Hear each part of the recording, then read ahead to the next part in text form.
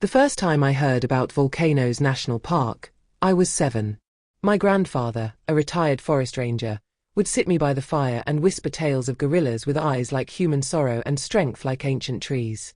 As he spoke, the flames flickered on his weathered face, casting shadows that danced like the mist that clung to the Virunga Mountains. Years later, I stood at the edge of those same mountains, now grown and carrying a camera instead of a notebook. The scent of damp earth and the sound of distant hoots wrapped around me. My journey wasn't just about adventure. It was about rediscovering what my grandfather had seen, not through his eyes, but through my own. Kinigi was more than a starting point. It was a threshold. The town felt like a gentle whisper from nature itself, inviting and raw. Children ran beside our vehicle, their laughter echoing against the looming peaks. Every face we passed seemed to carry a quiet wisdom, like they, too, knew the gorillas personally. At the guest house, the walls were adorned with murals of silverbacks and mountain silhouettes. I asked the owner, an elderly woman named Mama Queen, if she had ever seen a gorilla. She smiled and said, "Child, they've seen me more times than I've seen them.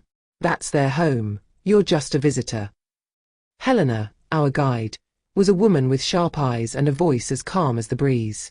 She introduced herself with a handshake firm enough to crush doubt but gentle enough to plant trust. "Gorillas don't respond to strength," she said. "They respond to energy. So, bring your best." As we prepared our gear, Helena shared stories of past treks. Her respect for the primates was evident, her tone rising only when recounting poaching incidents. "You're not here for photos," she warned. "You're here for connection. Don't forget that." It felt surreal holding the gorilla trekking permit. A single sheet of paper granting access to a world untouched by modern chaos. The park doesn't let in just anyone, only those who understand the value of silence, patience, and humility. That morning, our group gathered, eager but hushed. No one laughed. We were all in awe. The rangers read out safety rules like sacred verses. No sudden moves, no loud sounds, and if the silverback charges, do not run. Respect is your shield. The mist clung to everything, our jackets, our lenses, our eyelashes. But instead of obscuring the trail, it seemed to guide us, blurring distractions and sharpening our senses. I stepped carefully, mindful of every snap beneath my boots. Somewhere ahead, a deep grunt echoed. We froze. Helena lifted her hand signal to wait. The air shifted. We weren't alone anymore. I felt my pulse match the forest's heartbeat, a rhythm older than any drum. We came upon a trail of footprints. Not deep, just firm impressions in the soft mud. It was as if the earth had cradled each step. Helena knelt beside them. 3 adults. 1 juvenile. They passed maybe an hour ago. As I traced the lines with my camera, a sense of reverence washed over me. These creatures weren't hiding. They were simply living. And we, the outsiders, were given a glimpse, if we proved ourselves worthy. Hiking through the bamboo forest, we learned the language of silence. A branch breaking could mean a gorilla nearby or a buffalo. A low hum might be a bee swarm or the forest breathing. Every step was a lesson in stillness. Then we heard it, the sound of chewing. Helena smiled. "That's them." We slowly rounded a thicket, and there they were, a family of gorillas in the clearing. It wasn't cinematic. It was sacred. Kwisanga was the alpha silverback. His back shimmered with a hint of silver despite the mud streaks. He looked at us, not with fear or aggression, but with acknowledgement. It felt like meeting a quiet monarch. When he turned away and resumed eating, Helena whispered, "He's accepted you." That small moment carried the weight of decades of conservation. We weren't a threat. We were permitted observers. One female held a baby in her arms. The infant clung to her chest, eyes half closed in trust. She glanced at me once, and I swear it was the same look my sister gave her newborn weeks ago. Protective, exhausted, fierce. It was this moment that taught me more than books ever could. Conservation isn't about animals. It's about families. It's about connections, interrupted, restored, and honored. My hand shook as I lifted the camera. I wanted to capture it all, every glance, every chew, every rustle. But something in me whispered, "Watch, don't shoot." I lowered the lens and just looked. In that hour, I forgot about photography. I just breathed with them. When we left, I realized I had only taken 5 photos. And yet, I had collected a lifetime of memories. As we began to retreat, Kwisanga let out a low grunt, not of warning, but of farewell. Helena nodded. That's his way of telling us we may go. No one spoke. We simply turned back, each step feeling heavier than the last. I kept glancing over my shoulder. Not out of fear, but out of longing. How do you leave something that feels so eternal? The trees seemed to close behind us, erasing our presence, as though the forest had already moved on. Back at the base, I took off my boots. They were soaked, splattered with red earth and twigs. A volunteer laughed. Those boots have walked where most haven't. I looked down at them, not dirty, but baptized. The mud wasn't just soil. It was a memory. It held stories older than language.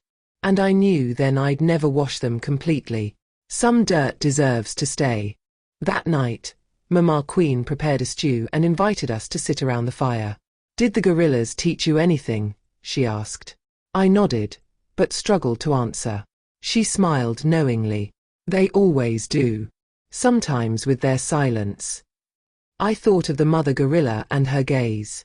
I didn't learn facts. I learned the truth. And it burned quietly in me like the fire before us.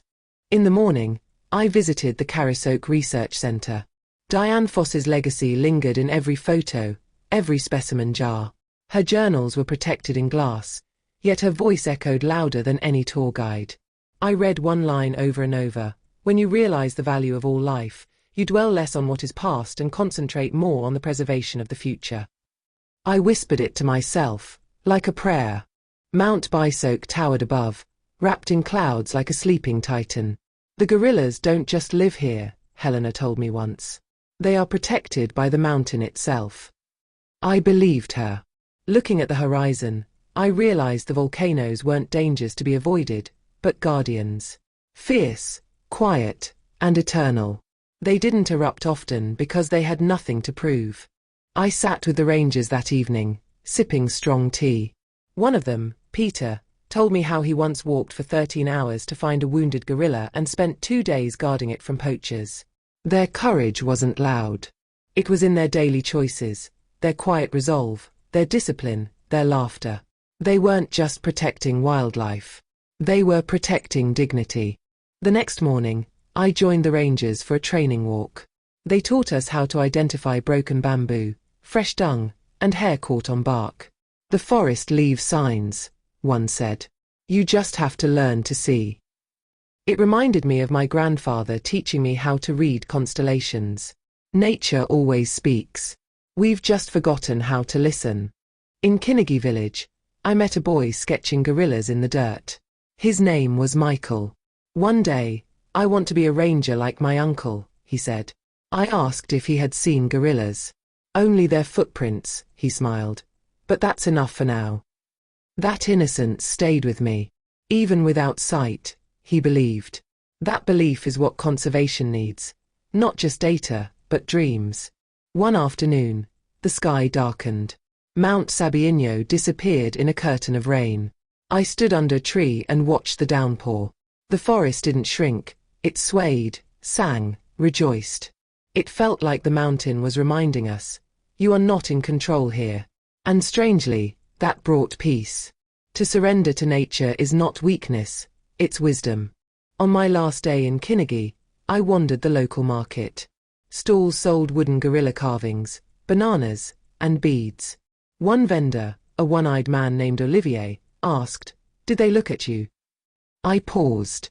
"Yes, one did." He nodded solemnly. "Then you're no longer the same." The market buzzed with life, but his words lingered louder than any drum. Driving out of Kinigi, I looked back. The mountains were fading, yet they had never felt closer. It was strange how a place could change you so deeply in so little time.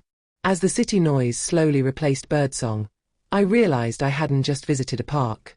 I had crossed a threshold between the known and the wild, the observer and the participant. At home, friends asked for photos. I showed them, but I didn't post everything. Some moments felt too sacred to reduce to pixels and hashtags. I kept those for myself, like a secret carved in bark. Some memories are meant to live quietly, like gorillas in the mist. I printed one photo, the baby gorilla asleep in its mother's arms, and framed it. I placed it on my grandfather's shelf. Though he had passed, I felt him there, smiling. It wasn't just a tribute to the gorillas. It was a bridge between his stories and my journey, between old memories and new meaning. I was invited to share my experience at a local school. The children sat wide-eyed as I spoke. When I mentioned the silverback, one boy gasped, "Like a real king." I nodded. Exactly like that. They didn't ask about camera settings. They asked how it felt. And I told them, it felt like coming home to something you never knew you'd lost. Weeks later, I dreamt of the mountains. In the dream, the mist parted, and the gorilla stared straight into me. No words, just presence. I awoke with tears on my pillow and peace in my chest. Sometimes, I think that dream was more real than the flight that took me home. Because some messages don't come in a language. They come in silence. I joined a local conservation fundraiser. As I spoke to guests, I noticed how numbers and charts didn't move them, but stories did. When I shared Kwisanga's name, I saw hearts shift. Conservation isn't just science, it's storytelling. We save what we love. And we only love what we know. So I told them, let me introduce you to my mountain friends. On a whim, I got a small gorilla tattoo on my wrist. Not for fashion, but as a personal vow. Every time I looked at it, I remembered to slow down, observe, and respect. My mother frowned at first. Then she touched it and asked, "Does it still watch you?" I smiled. Every day. A year later, I returned to Kinigi. Helena was still guiding. She hugged me tightly. The gorillas remember energy, not faces. Let's see if they remember yours. The hike was longer this time, steeper, but I didn't mind. Every step was a heartbeat. Every breath, a prayer. When we finally spotted the troop, Kwisanga was gone. Helena whispered, "He died last season. But that young one over there, that's his heir." The young silverback mimicked an elder's stance, but his eyes were still wide with wonder. Grief and hope danced together in my chest. Life in the forest doesn't stop. It transforms. And every loss becomes a seed. That night, I wrote in my journal, "The forest teaches through echoes. What you give to it, it returns. Not always immediately, but deeply." I closed the book and listened. The wind outside rustled the leaves. Somewhere, far off, a grunt echoed. Perhaps real. Perhaps memory. Either way, I knew I would return. The forest is never silent. Even when it seems still, there's a quiet hum, like the heartbeat of the land itself. I lay in my tent, the night breeze carrying distant hoots and the rustling of leaves. The gorillas were far, but I felt them. It struck me then, this wasn't just their home. It was their inheritance. Passed down not in words, but in trails, instincts, and the rhythm of survival. And I was merely a guest who had been momentarily allowed to listen. I visited a local school that had planted trees in memory of gorillas that had passed. One tree stood taller than the rest. "That's for Kwisanga," a little girl whispered, placing her hand on the bark. I was moved beyond words. The tree, the child, the story, it all connected. Conservation isn't only in protected parks. It's in small acts, in memories kept alive by young hands and hopeful hearts. An elder invited us to a traditional song ceremony. The music wasn't just melody. It was invocation. Drums echoed the footsteps of buffalo. Voices mimicked the wind through bamboo. One song, I was told, was sung only for gorillas. I closed my eyes and felt it, not just heard it. It was reverence wrapped in rhythm. A reminder that culture and nature were never separate. They danced in circles, side by side. Helena showed me how gorillas strip bamboo and eat the tender shoots. They know what's good for them. Not just what's edible, but what's healing, she said. I watched her work with careful hands and practiced rhythm. Later that night, I brewed bamboo tea she taught me to make. It was bitter, earthy, strange, and deeply grounding. The gorillas didn't just teach through presence. They taught through practice. Mount Karisimbi loomed over us during one of our treks, its summit hidden behind swirling clouds. Helena pointed toward it, saying, "Some believe it watches. That's why it rarely shows its peak." There was a humility in that idea, that something greater than us remained unseen, not because it was hiding, but because we weren't yet ready to behold it. That lesson stayed with me. I met a former poacher turned ranger. His name was Emma. He spoke slowly, his voice carrying the weight of redemption. "I once set snares," he confessed. "Now, I dismantle them." His story wasn't just about guilt. It was about change. When you look a gorilla in the eye, he said, you stop seeing an animal. You start seeing a mirror. A surprise downpour hit while we were mid-hike. The trail turned slick, but we pressed on. That's when we saw them, fresh tracks preserved in the soft mud, each step like a signature. As we followed, it felt as though we were walking in someone's shadow, honoring their path without disturbing it. A journey not led by destination, but by respect. Two young gorillas began to wrestle, a mock fight, Helena explained. One leapt, the other rolled, both testing strength. "They're learning their limits," she said. "Just like we all do." I remembered my early career, full of blunders and ego. Watching them, I smiled. Growth isn't always graceful. Sometimes it's noisy, awkward, and necessary. A young gorilla stared into my lens, then tilted its head curiously. No fear. Just curiosity. That moment stayed with me long after the trek ended. There was something deeply human in that gaze, and something refreshingly wild. A reminder that empathy doesn't need a language, only openness. Our last trek led us up a ridge overlooking the valley. Below, I saw another trekking group, new faces, wide eyes. I realized they were walking the same path I once did. It gave me comfort. The gorillas weren't just protected by fences or policies, but by story, by pilgrimage, by those who keep returning. Back home, I rewatched old documentaries, Attenborough, Fosse, others. But now, they felt different. They were no longer distant narratives. They were echoes of something I had lived. Where once I saw exotic animals, I now saw neighbors. Witnessing through a screen had sparked the journey, but walking among them, that changed everything. At a work presentation, I shared my experience. I expected indifference. Instead, the room was silent. What if we managed projects like gorilla families? I asked. With structure, patience, and protection of the vulnerable. It wasn't a conservation pitch. It was a human one. Nature teaches leadership, not by command, but by example. I started incorporating Rwandan ingredients in my meals, plantains, beans, that earthy bamboo tea. Each bite was a bridge. My home became a subtle tribute to where my soul had wandered. And every dinner became an opportunity to tell the story. Food, after all, is a kind of memory you can taste. Months later, I received a letter from Michael, the boy who sketched gorillas. "I saw my first gorilla," he wrote. "It looked at me. Just once. But now I know I want to be their friend forever." His words were raw, unpolished, but true. That spark of wonder, once lit, rarely dies.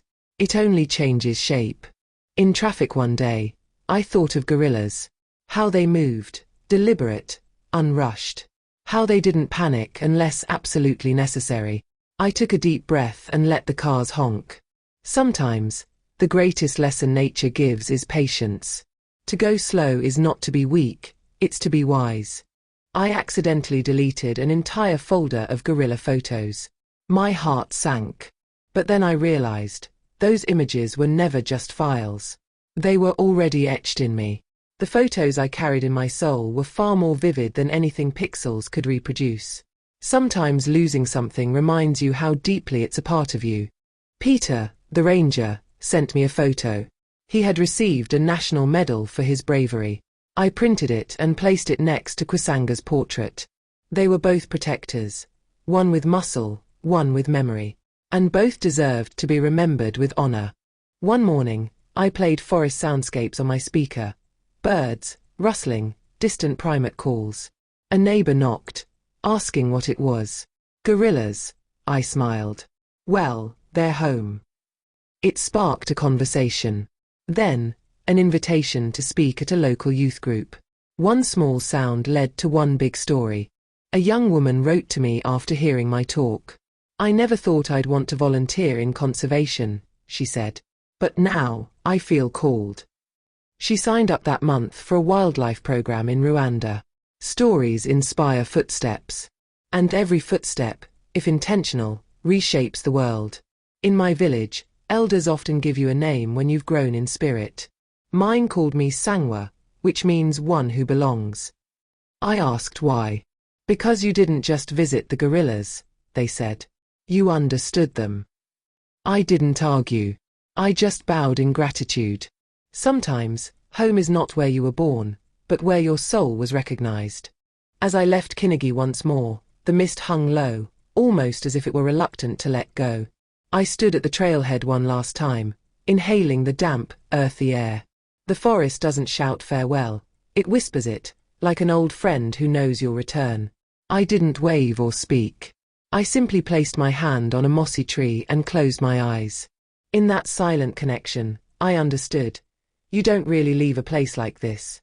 It lingers in your breath, your bones, your way of being. Back home, I opened my travel notebook and traced the trails we had walked. But it looked incomplete. The real journey hadn't been on paths or maps, it had unfolded in the quiet pauses, the stares, the thoughts that refused to leave. So I sketched new lines, dotted routes between heartbeats and memories. A map without borders. A map only I could read. I sometimes find myself returning to that one moment, the young gorilla's eyes locking with mine. It wasn't magic. It was truth. A reflection of gentleness, curiosity, and awareness that broke past language. It's that moment I now seek in people, too, in meetings, in strangers, in friends. A shared recognition that we are not so different after all. I launched a podcast, not to talk about myself, but to amplify voices from the forest rangers, researchers, and villagers. I titled it Whispers from the Mist. The first episode featured Helena. Her voice, calm and knowing, reminded listeners, you don't have to touch a gorilla to protect one. Just talk. Just care. The message caught on. And slowly, the circle grew. One morning, I received a letter from the conservation team in Kinigi. It included a drawing by Michael, the boy now 10, of a young silverback with wide eyes and outstretched arms.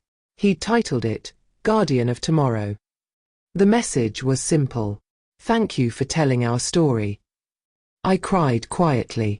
Not because I felt proud, but because I knew the mountain was still speaking.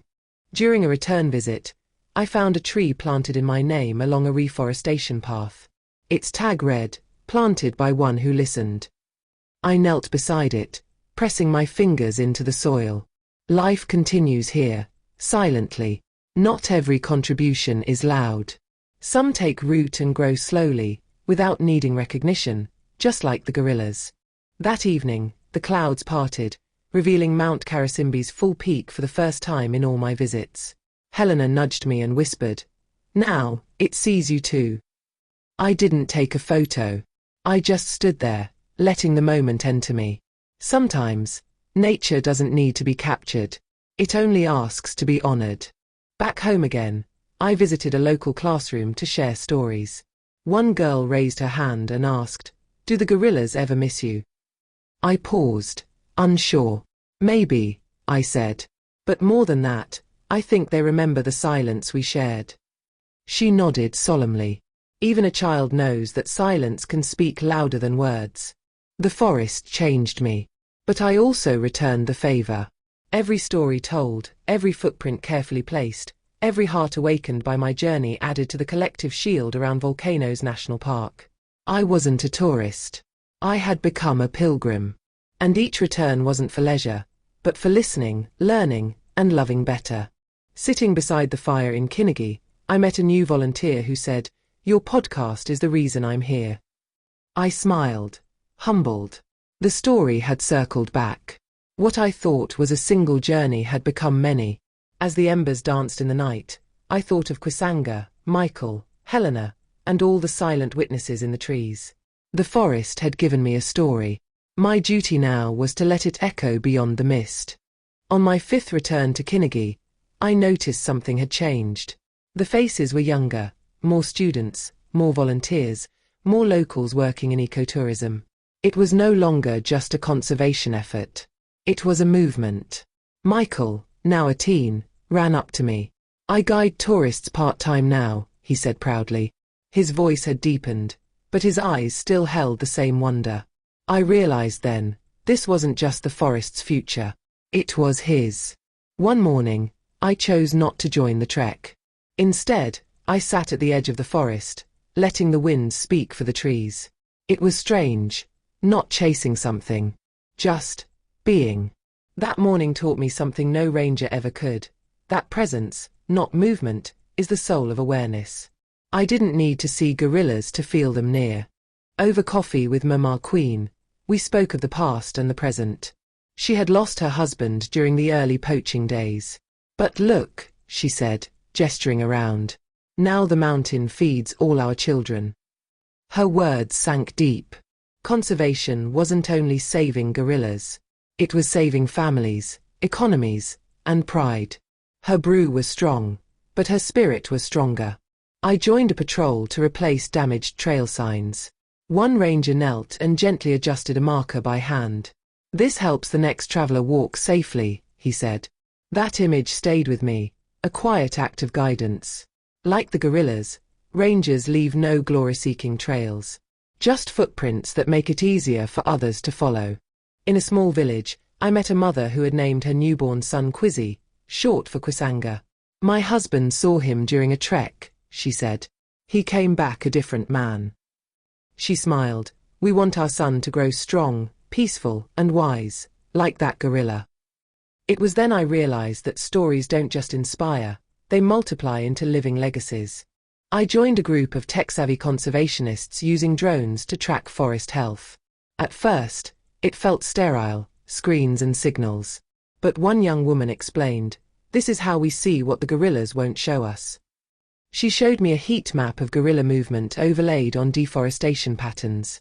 We don't replace the forest. We watch it from above, so we know how to protect it below. During a solo hike, I lost the trail in sudden fog. My heart raced. But then I remembered Helena's voice. "Trust your breath. Trust the stillness." I stopped moving. I listened. A bird calls to the east. A trickle of water. Slowly, I found my way back, not by force, but by trust. Nature never misleads. We just forget how to listen. That evening, I met a group of foreign tourists who rushed through their trek, laughing loudly, snapping selfies. "We saw them," one said, waving a camera. But their faces held no reverence. It reminded me, seeing isn't the same as witnessing. Connection demands humility. Without it, you leave with pictures, but no presence. Back at home, I created a corner in my room filled with gorilla sketches, photos, stones, and even dried bamboo leaves. It became my sanctuary. Not just for remembering, but for returning. Each item held weight, but together they formed a kind of silent story, one that told itself every time I entered the room. It reminded me, you don't need a passport to keep a journey alive.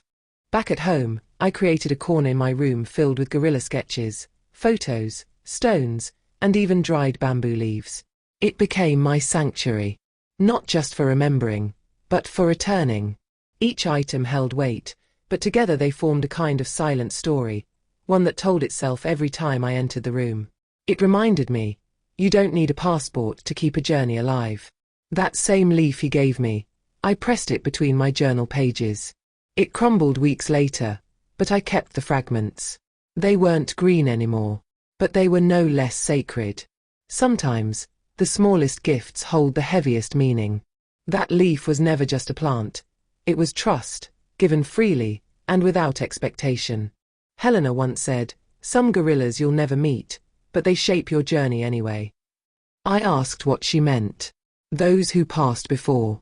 Those who shaped the forest's silence. That night, I wrote their names in my journal. Names from plaques, from ranger stories, from whispers. Even the unseen deserve memory. One rainy night, the villagers sang. Not for show. Not for guests. Just for themselves. And I sat by the fire, listening to a lullaby that belonged to the mountain. The rain tapped on the roof like a drum. I didn't understand the lyrics, but I understood the meaning. Gratitude. Joy. Belonging. That's the song the gorillas know best. At the base of Mount Sabiño, I found a smooth, black stone. I kept it, not as a souvenir, but as a reminder that mountains are made of many parts, and even the smallest ones hold weight. Now, it sits on my writing desk, and whenever I doubt myself, I hold it. It reminds me to be steady, patient, and silent when needed. In Musan's town, I met a boy playing a flute made of bamboo. The notes rose like mist. "Did you make that?" I asked. He nodded shyly. I gave him my notebook, and he drew a gorilla while I wrote his melody into words. Neither of us said much, but both of us created something that belonged to the forest. The villagers began to call me the Silent Walker. It wasn't a name I asked for, but it was one I cherished. It meant I had learned to observe without needing to be seen. The forest teaches humility, not through shame, but through presence. To walk silently is to walk deeply. A pregnant gorilla sat in stillness. Helena pointed. She'll give birth during the long rains. I watched her breathe, deep, calm, full of knowing. I thought of my own mother and the quiet strength she carried in raising us. In that moment, the mountain didn't feel far. It felt like home, like a womb, like waiting. On my last trek of the season, we walked a familiar path. Yet everything felt new. The forest is never the same twice, Helena said. Because you are never the same twice. That hit me like thunder. We come to nature seeking change. And yet, we return changed. Not loudly, but forever. Before leaving, I made a promise to the forest, not out loud, but in my heart, that I would never let the world forget what lives in that mist. It wasn't a vow made in a temple or courtroom, but in the hush between raindrops, in the softness of soil, in the echo of gorilla grunts. A sacred contract, witnessed by no one, but felt everywhere. The title came to me on a plane, looking down at the vast, green folds of Rwanda. Not a title for a book or a video, but for a truth I now carried. There is a place where the gorillas roam, and if you walk softly, you may still hear them breathe. The story didn't end when I left the park. It simply changed chapters. Because now, the forest walks with me. When I returned for the 7th time, I didn't announce it. I didn't post about it. I just walked into Kinigi and breathed. The air welcomed me like an old friend. Mama Queen smiled from her veranda, as if she'd been expecting me. Helena didn't ask why I had come back. She just handed me a ranger's coat and said, "Walk with us." Some journeys require no explanation, just quiet continuation. This time, Michael came with us, now 17 and wearing the Green Ranger's badge. His hands were steady, his steps light. I watched him kneel to study broken twigs, just like Helena used to. He turned to me and asked, "Do you think they know I'm here?" I smiled. They always know. They see more than we do. In his eyes, I saw both beginning and legacy. We passed a clearing where gorilla grave had been marked by rangers. A silverback had passed away the previous season. He died naturally, Helena said. His family stayed with his body for 2 days. We stood there in silence. No speeches. No ceremony. Just presence. Because sometimes mourning doesn't need words, just witness.